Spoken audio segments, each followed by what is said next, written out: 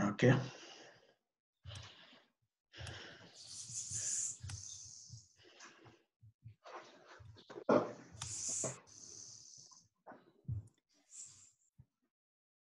Welcome to this webinar this morning. It's a BIOPAMA webinar, so the Biodiversity and Protected Area Management Program for Eastern and Southern Africa, and we're going to be looking at the green list today. But before we start, I'm going to just give a little overview of BIOPAMA, just to contextualize how the green list is related to BIOPAMA, and then I'll hand over to Nadine from our head office in Greenland, and she will make the connection even stronger and also just give a lot more background on the green list. So my name is Sue Sneeman, and I'm the Regional Program Coordinator for BIOPAMA for Eastern and Southern Africa. So BIOPAMA is an initiative of the African, Caribbean and Pacific Group of States, and it's financed by the European Union's 11th European Development Fund. And it is implemented by two implementing and coordinating organizations, one being the International Union for the Conservation of Nature, the IUCN, because of global protected areas and biodiversity expertise, and then the other is the Joint Research Center of the European Commission, the JRC, which are based in Italy, and they have extensive scientific and technical expertise to support the program.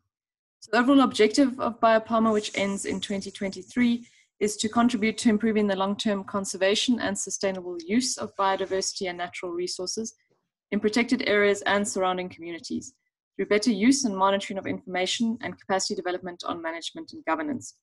So it covers both protected and conserved areas, including community conserved areas, and very much about the use and monitoring of information. So you can see when Nadine presents how that links into the green list and the gathering of information to support green listing. So just in terms of BIOPAMA Eastern and Southern African region, we cover 24 countries from South Africa to Sudan, and then including the West Indian Ocean islands of Madagascar, Mauritius, Comores, and Seychelles. BIOPAMA, the overall strategy is three-tiered with capacity building covering all aspects of the program. So we have regional observatories. In our region, it's called the Regional Resource Hub, which is based at the Regional Center for Mapping of Resources for Development in Nairobi. And that is a one-stop shop for conservation and protected area information. And that is supported by reference information systems at a global level as well as at a regional level. So we will have 4 specific information systems or regional information systems feeding into the regional observatory for the Southern African Development Community, the Intergovernmental Authority on Development for the Horn of Africa countries, the East African Community, and then the Indian Ocean Commission. Then supporting all of this is the action component or action grants of BIOPAMA, which allow for the support of actions on the ground that are identified through the various processes of gathering information and through the assessment process. So this is to provide unique and tailored support to protected area authorities to identify priority needs, specifically related to management and governance. We had regional inception workshops at the start of the program to identify regional needs, and we have identified 5 focal areas for BIOPAMA, not in any order of priority. The first one is policy and legislation related to governance and equity and management effectiveness. The second one is assessments and tools. So this is very much where the green list part fits in, is using management effectiveness and governance assessment tools to gather data to further understand the effectiveness of protected areas. And Nadine will explain a bit more of that in the green list. Then also practical action, particularly focused on local communities. So engaging local communities in protected area management and governance effectiveness. Then innovative financing solutions and business capacity. So we are currently running a consultancy to assess financing and resourcing across the region. And this will feed into capacity building in 2020 on different options of financing and resourcing. And then the fifth focal area is to strengthen the integration of management effectiveness and governance and equity into multiple sectors, relevant policies, and across political boundaries. So this is very much covering transfrontier conservation and mainstreaming conservation into multiple sectors. And that one does sort of flow at the end, because once we've gathered all the data and done the capacity building in the other areas, it would then be appropriate to feed into other sectors and try and mainstream conservation across industries. Just in terms of the green list and how it links, we have held 2 workshops in the last few months. The first one was in October in Zambia, where we hosted 45 participants from 15 Eastern and Southern African countries. including representatives from the Southern African Development Community and the Horn of Africa, IGAD, the Intergovernmental Authority on Development, as well as other technical experts. And this workshop and the following one, which was in Madagascar, where we had 43 participants from the 4 Indian Ocean islands, was to look at the different assessment tools for governance, equity, and management effectiveness, and how these can then be used in the green listing process and to support gathering of information for green listing. That's just a very quick short overview of BIOPAMA. There is a lot more information on our website, biopama.org. I'm now going to hand over to Nadine to give you more information on the green list. Yes, hello everyone. So I'm Nadine Salim. I'm the junior professional here in GPAP at IUCN in Switzerland in HQ. I'm working on the green list. So green list implementation and communications is what I'll be working on and what I'll be presenting to you today. So just let me share my screen.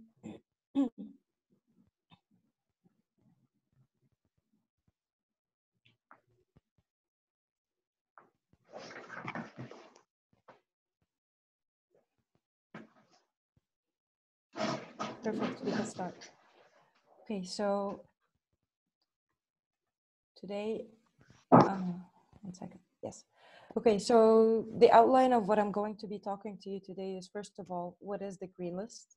How does it relate to the global goals? Before diving into the Greenland Standard itself, the implementation process, what are the values of green listing, and the links between BIOPAMA and green list, before answering some of the most frequently asked questions. So what is the IUCN Green List? Very briefly, to give you an overview of the mission, is basically twofold. First of all, it's to increase the number of protected and conserved areas globally that are fairly governed and effectively managed, as well as achieving their conservation outcomes. But not just, it's also to recognize their success.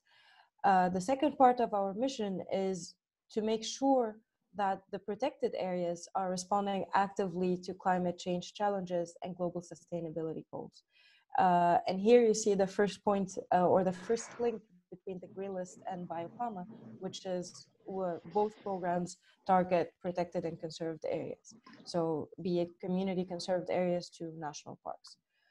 And the main 3 objectives of the green list is, first of all, for the standard, which is at the heart of the green list, to provide a suitable mechanism and measure for strengthening conservation or area-based conservation outcomes, as well for the program or the initiative to become an accessible channel globally for capacity development from a global to local and form a global to local community. And then lastly, to facilitate collaboration and investment, as well the improvement of management performance and governance in protected areas.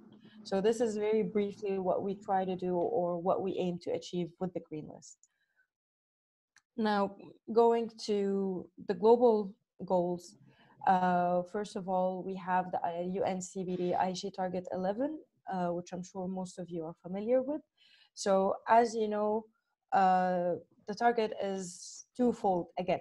So it first starts by setting a goal for the percentage of protected areas, but then, so this is quantity. And then the second part of the goal, which is the part in bold here, that are conserved through effectively and equitably managed. This shows the focus on quality. And through a study that has been done in 2018, we have seen that actually in the sample that was assessed, only about 20 to 25 of the protected areas meet sound management principles. So this is really the gap that the green list is trying to close. It's not just to increase in number or on paper the number of protected areas, but also to make sure that the increase is following qualitatively as well.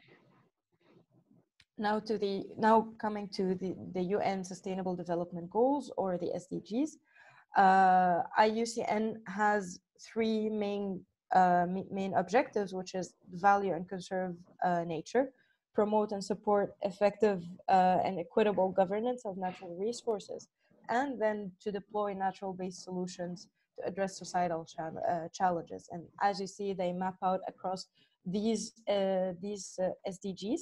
So as you see, they're not the 17 here, but these are the core ones that are directly aligned to the IUCN mission. And as you can see here as well, that this mission also, the green list is cross-cutting across all three objectives, main objectives of IUCN, and therefore across all of these SDGs. Okay, so now I'm going to tell you or talk to you a bit about the Greenland Standard. First of all, the Greenland Standard has four components. So good governance, effective management, sound design and planning, and conservation outcomes. And one of the things that we usually stress with the standard is that it's globally consistent and locally relevant, meaning that it is a global standard. Achieving it will be achieving the global standard. However, it is locally relevant because of the second point, which is local implementation and evaluation, as well as the adaptation of the standard itself to the local context. And then also the standard is based on the on IUCN best practice and knowledge products such as the World Conservation Outlook or Red List, Protected Planet, or other guidelines. Okay, so how is the standard structure? So I have told you about the four components: the good governance, design and planning, effective management, and successful conservation outcomes, which then divide to 17 criteria. And under each criteria, we can find 2 to 3 indicators that sum up to 50 indicators in total. Here you can see the 17 criteria in each component. So you can see what kind of information we're looking for, what kind of evidence that we will be looking for as well. So first of all, we want to see legitimacy and voice. We want to see transparency and accountability. We want to see that a clear understanding of major site values, as well as a design for long-term conservation. We want to see an understanding of threats to the challenges, threats and challenges to the site values, as well as an understanding of the socio-economic context. And then lastly, it goes, of course, to the effective management, which is to prove that there is a management strategy to show how the ecological condition is managed and how that ecological condition is managed within, again, the socio-economic context of the site, and how are threats being managed and how are the national laws or local laws are being applied. And then lastly, we ask the sites to demonstrate the conservation of their natural values, as well as their ecosystem services, and lastly, through the conservation of cultural values. And this is where we call, or this is also another point that we stress with the Green List, is nature and culture are not separate, but they are deeply integrated together. And this is something that we try to put forth through our standard, but as well when communicating about the Green List. Okay, so to pass to the implementation side, so as you have seen, the Green List works from a global to local level, and they all work in parallel or in harmony to make it work. So it first starts with a commitment, and the commitment, it starts at jurisdiction level. So it will be when there is interest from sites or organizations such as site agencies or networks, then we can the Green List is then approached, then to convene, to work with the implementing partner on the ground to convene local experts to form what we call an EAGLE, which is an expert assessment group for the Green List. And then the Green List team accredits and trains the EAGLE. The next step comes the adaptation, which I introduced briefly in the last slide, which is the EAGLE. So then the expert assessment group will take the global standard with its generic indicators, to adapt it to the local context. So usually, to give you a bit of an overview, we also aim for the standard to be universally applicable. So we only see 5 to 10% maximum of the standard being adapted, but the rest remains the same. But it still is clear, and it still stays to show that the standard, the global standard, is adapted. There's a process of adaptation that then goes to public consultation and approval. So again, from a jurisdiction level at the EGLE to an international level where the approval of the adapted standard happens. And then we can start implementing at the site level. And then it starts with site commitments, and these are voluntary commitments. And then it goes to self-assessment, stakeholder engagement before going back to the EGLE evaluation. So back again to jurisdiction level. So I'm gonna tell you a bit more about site level implementation, and I'm gonna get a bit into detail about that before summarizing how the whole process works. So there are 3 phases to get green listed. It starts with the application phase, which is a basic eligibility check. So just to prove that you meet 5 indicators. Then once that is done, you pass as a site to the candidate phase. And this is where you really provide all of the relevant evidence against the rest of the indicators. So about 45 indicators. And then once that is done, if the EGLE recommends that you become greenlisted and the reviewer recommends that you become greenlisted, the IUCN Greenlist Committee admits you to the green list. So typically, it takes about half a year to 1-2 years to go through the process, depending on how well managed and how much information or documents are available at the protected area. And there is a maximum of 5 years from applicant to greenlist phase. And those 5 years are there just to show, not necessarily to show that, oh, the process takes that long. It's really not that, but this is to sort of show that it is not a pass or fail process. It is actually the site that decides when to pass through the phases. So when they finally decide to finish the application phase and pass through the candidate phase, they can do that. And then the candidate phase is when they take more time, and then they can decide to submit once all of the evidences are ready, which can be compiled in 3 months to 1 year or 2 years, depending if there are action plans to be implemented in the meantime. So it's really not a pass or fail or win or lose. Really, the site we want every site to become a success story, which is why with mentors and with EGLE's, the expert group, we work with the sites to really get to that standard, really get to that level and achieve the green list. Okay, so what does that mean in the standard, or how does this application, candidate, and green list phase work in terms of the standard? So as you see here again are the 4 components: good governance, design and planning, effective management, and conservation outcomes. For the application phase, as mentioned, you have 5 indicators to meet, which are the eligibility check indicators, sort of. And the type of indicators asked or questions would be, do you have legal tenure? Or do you have WDPA ID?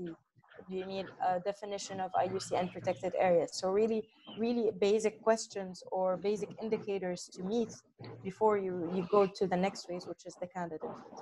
So the 5 indicators in the application phase are 1 in good governance, 1 in effective management, and most of them, the 3 other indicators, are in design and planning. And then you go to the candidate phase, and this is how you see the 45, the other 45 indicators spread out against the components.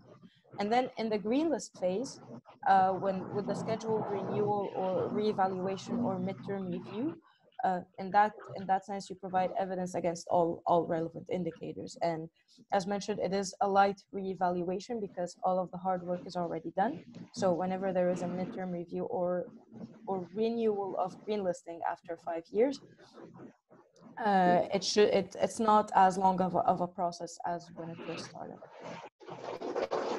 So we can start off the applicant or the application phase as the kickstart, the candidate phase as in action, and the green list phase as the success. So first of all, new candidates in the application phase, they are provided with a login to Compass, a data management system for the green list. Then they provide evidence against context setting indicators, which are, as I mentioned, were the eligibility check. And once that is done, an eagle reviews it and admits the site to the candidate phase, which is in action. So then in the same fashion, the candidate site prepares evidence and self-assessment against all of the green list indicators. And then that goes back to the eagle to evaluate it with also a site visit. And once the eagle agree that all of the indicators are achieved, he recommends the site for green listing.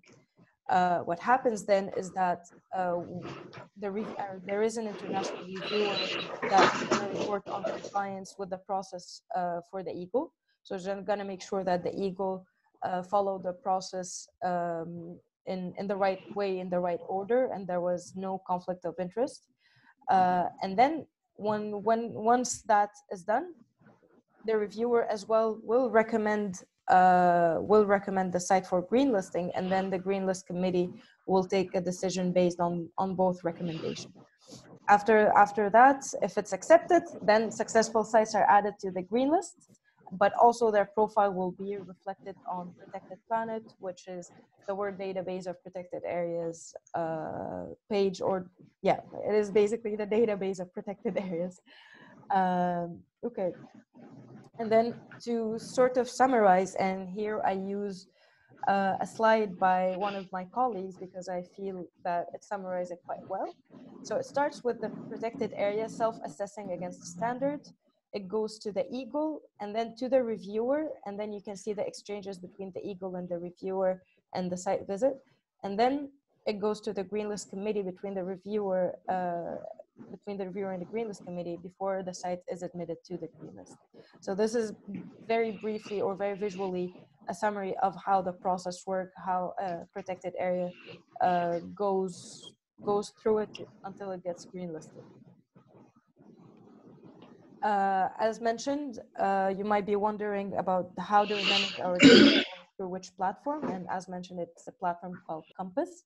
And you can see a small screenshot of it behind. This is where we collect and organize all of the data. This is where the sites provide or upload all of their evidences, and the eagles go to check.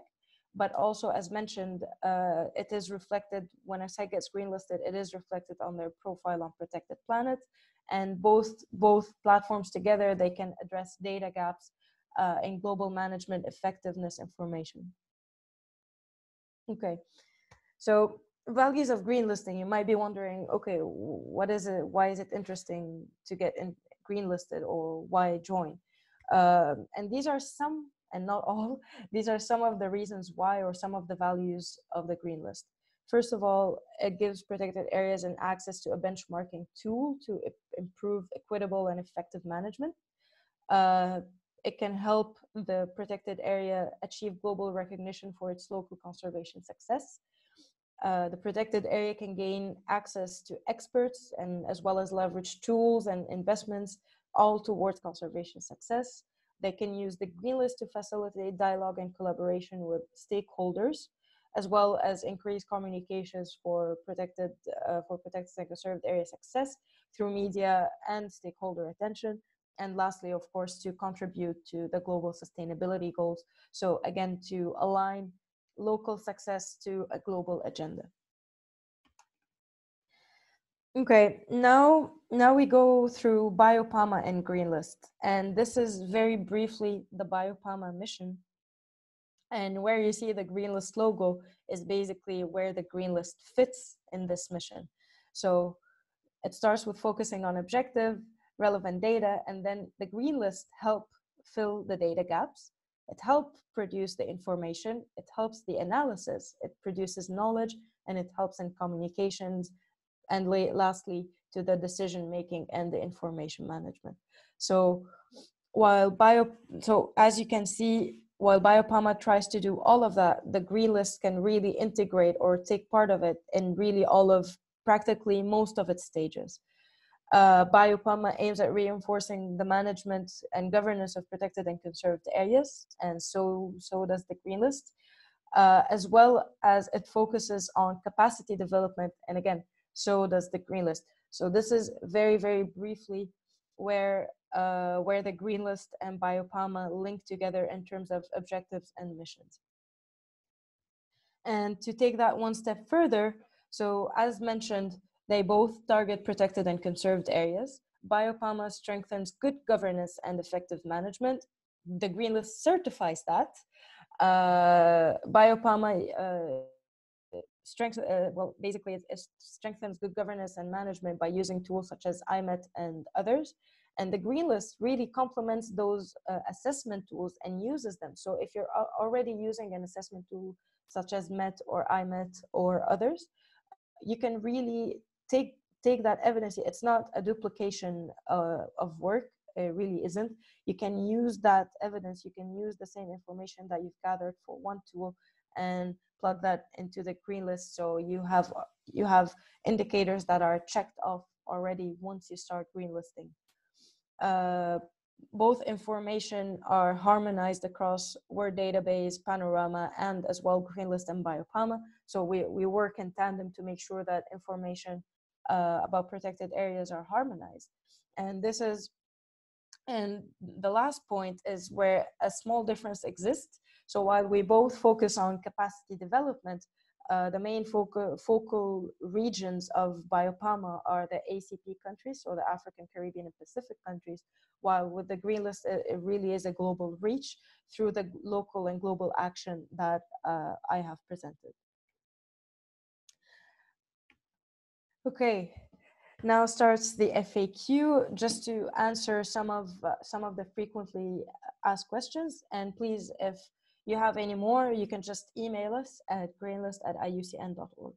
So first question, is it a pass or fail system? No, sites are the ones to decide when to submit for evaluation and when to move through phases. So, and the sites have 5 years to go from application phase, which can typically take a month, until the green list phase, which as mentioned before, can take anywhere from half a year to 1 or 2 years. Is it only suitable for protected or conserved areas, including outstanding natural values? Again, no, it is for sites who are doing good work in terms of governance, effective management, and achieving their conservation outcomes, regardless of how outstanding the site's values are. Can it be combined with other governance and management effectiveness tools, such as the ones listed here? Yes, definitely. So management effectiveness tools are key to implementing the green list, and they are in fact complementary to one another, as I just said. And you will see that while most would focus on either effective management, governance, or outcomes, the green list is unique in the sense that it is cross-cutting across all of those thematics or all of those key component areas or dimensions, which is governance, management, and outcomes. And lastly comes the very controversial question of how much does it cost? And here I will say that the IUCN Green List is free. Operational costs can be incurred by sites, however, in order to achieve the requirements of the standard, but these are incremental to the Green List and not of it. So let's say, for example, a site does not have a monitoring plan, but needs to then have a monitoring plan in place. The cost would be to do that monitoring plan, to the time and effort of the site staff. Thus, it is quite arbitrary to try to estimate it, as it greatly differs from one site to another and from one country to another. So with that, I hope I have answered all of your key questions and have given you a brief overview of the Green List, what it does, how can it help protected areas, and how does it link with BIOPAMA and the other management effectiveness tools. Anything you want to add, Sue? Thank you very much, Nadine. That was excellent. I see Zeng does have a question. Zeng? Yeah. Thank you, Stu, for organizing, and thank you, Nadine, for that brilliant explanation. I have two questions with regards to the green list of protected areas. And the first one is particularly regards to your target 11 on the protected area coverage. So more and more, and especially in the African continent, what we find is most countries actually surpass that that target. So they get, like, you find countries like Cameroon, for example, where I come from originally, they are at 22% on the landscape covered, right? But again, what we find is the representation. And I guess most of the discussion so far with the post-2020 targets are more about representation. How does the green list of protected area ensure that we have a better representation of biodiversity in terms of threatened species and maybe rare species? Does that account for it? Would you like to answer that one first, Nadine, and then? Sure, I'm not sure. The voice cut out at the end, so I'm not sure I got the question. So can you please repeat it? Can I repeat the question? Hello? Yes. Can you hear me? Yes, I can. Okay. Yeah, I just repeat the question. I said, especially regards to target 11 of your ITU biodiversity targets, many countries in Africa, and especially Cameroon, where I come from, they actually surpassed that the 17% on the landscape, right? And again, in a country like Cameroon, most of the protected areas have been designated based on large maps, which cover like huge amount of vast amount of land. So again, within the green list, is there like a provision to look at the representation in terms of biodiversity, where your threatened species are, where your rare species are in the landscape?